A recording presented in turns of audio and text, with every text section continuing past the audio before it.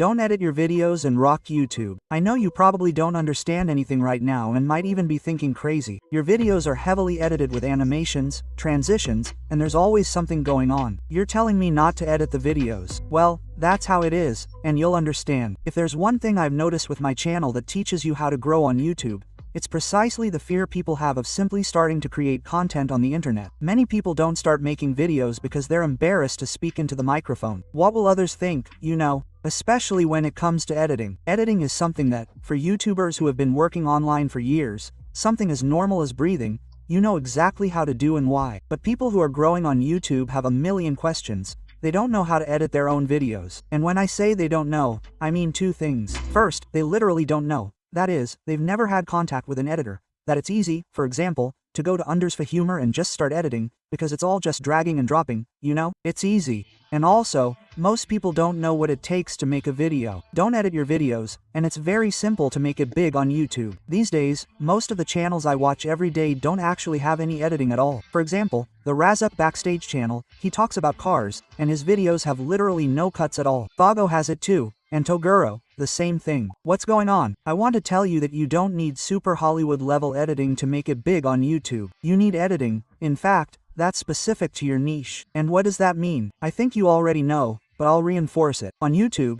there are many bubbles, communities that sometimes no one knows exist, but there are YouTubers there with millions of subscribers, and each bubble lives in its own little world. And most of the time, people in a bubble don't follow YouTubers from other bubbles. In the Minecraft niche, if you take the biggest YouTubers, man, just look at the editing. There's so much stuff that it feels like I'm going to have epilepsy watching it, but the audience for this content likes it. They're used to it because each YouTuber tries to outdo the other, knows how to do it better, but it ends up getting more and more frenetic. And now look, this backstage video here is just him recording with the camera, you know? The guy manages to get over 5 million views a month. In fact, he keeps raffling off the car. His content is pretty cool, but he makes millions a month, suddenly, you know, without literally cutting the videos. There's the term, look at a video on Peter Jordan's channel. There are some transitions, some things, you know, but it's not completely unedited and it's not frenetic either. But why does each type of video have a different style? Isn't there a standard editing method that works? A universal standard that helps you achieve greater retention and become a hit on YouTube? Well, there is. There's a standard of editing that best gets people to watch until the end. But this standard isn't actually universal. It's specific to your niche. For example, I'll show you in practice, with Rawx content, which is his most personal content. Look, all he does in the video is literally take his video when he hasn't uploaded it yet. But, for example, I'm here at Philora to show you. And look, he simply, for example, cuts out, you know, a part of the video that isn't interesting, for example, where he showed something that wasn't supposed to be shown, or even a boring part. And doing this is very simple. You select the part you want to cut, right-click up here, and then click delete. There you go. I just cut out a part of the video. Imagine getting over 5 million views a month, man, just doing that, you know, by cutting, for example. This only works because his niche is more personal. So, talking about cars means that all the channels, his niche there, certainly produces more similar content. Peter Do Nerds is a little more complicated, but I'll show you how easy it is. For example, here in Filmora, to add text, I can go here to the title tab. Look, and a bunch of stuff will appear here for us to select and add. When I click on this imagine I liked it, you know, and I really want it in my video. So I just click, look, and drag it up here. At that moment, it will create a new track. Look, track number 2. So the text will already be here. See how easy it is? I simply take, for example, reduce it and drag it down here. To change what's written, look, let's go here to the text on the right. Now we'll just write, for example, oh, very easy, you know, totally relative, right, to what's happening in the video. But look, now when we press play up here, look, there's the text there. But you see that it simply has no animation, you know? It's a bit dull. What can we do? For example, there are texts that even have their own animations, you know? Look, this here, for example, is already animated. We just have to change what's written. For example, take a look. Look at this cool text, man. It even breaks animated. This here is already done, you know? Look at the amount of text. Actually, there's a ton, man, it's infinite. Because this here is just a text topic here, and there are billions. Look at this here. To add a transition, you know, they also have it in PT videos, for example. If we like this transition, we just click here and drag. Look, now we'll have a ready-made, animated transition, man, from one cut to another. It turned out really cool, but I'm just grabbing anything here that doesn't even make much sense, you know? But you can look it up like this, really, to show that anyone can edit. But what does that mean? I'm showing you that you don't have to edit like people do, you know? There's a universal rule. In fact, at this point, you need to go inside and analyze your bubble. You don't have to edit according to any rules, but rather according to your niche and sub-niche. To do this, you'll go to the channel of a YouTuber who makes the same type of video as you. For example, there's a larger channel in your niche that makes similar videos. You'll analyze this creator with 2 eyes, and the first eye will be the creator's eye. You'll look at that video, really looking at the editing like, wow, can I do it this way, reproduce this edit here?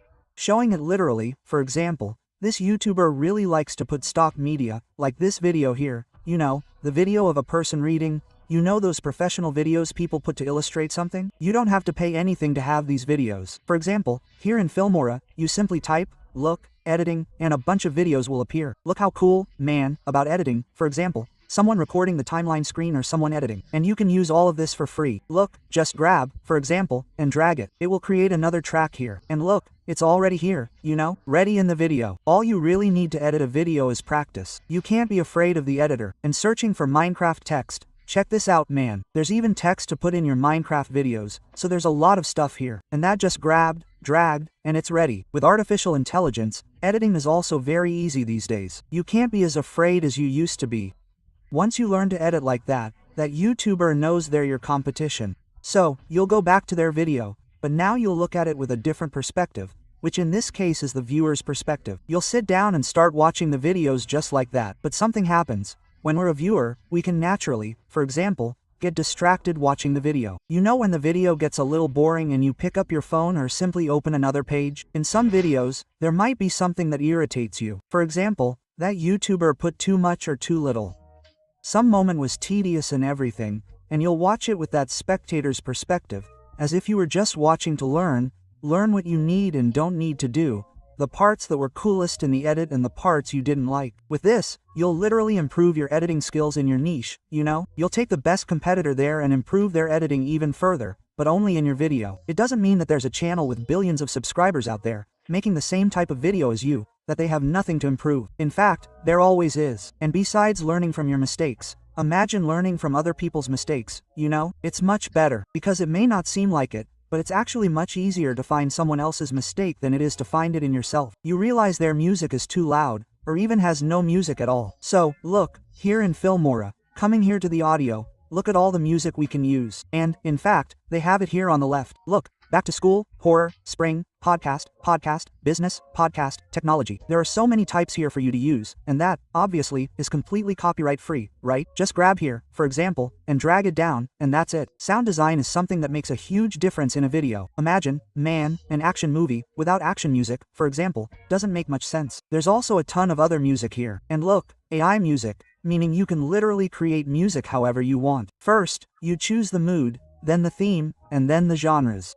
Using editing is really important because it really reduces the time spent and increases the quality. But it wasn't about not editing videos. So, something I notice is a trend I see a lot of YouTubers trying to do is reduce the amount of editing of things happening, while at the same time making the video dynamic. What really keeps someone watching your video until the end, right? How many explosions are there? While text flying across the screen, or if there's anything personalized, it's very much linked to the idea of the video, the creation of the script. Editing really adds to it. There are a lot of YouTubers reducing the editing to Hollywood quality, you know, but focusing a lot of time on creating other factors, for example, the script, thumbnail ideas, and the title. But you really need to get into your analytics and understand each video and understand what's happening. Oh, this part here seems like people left, you know? This other part, people stayed longer. So maybe I have to keep doing this. It's really interesting to understand what you actually did. For example, oh, at that moment you did dynamic cutting. You created some specific subtitles, and people stayed longer. But you won't even have that graph to analyze if you haven't posted any videos. So, man, get started. If you're starting out on YouTube or learning to edit, really, go to Filmora, man, learn. It's a super easy editor. You can try it for free to see if you like it and everything.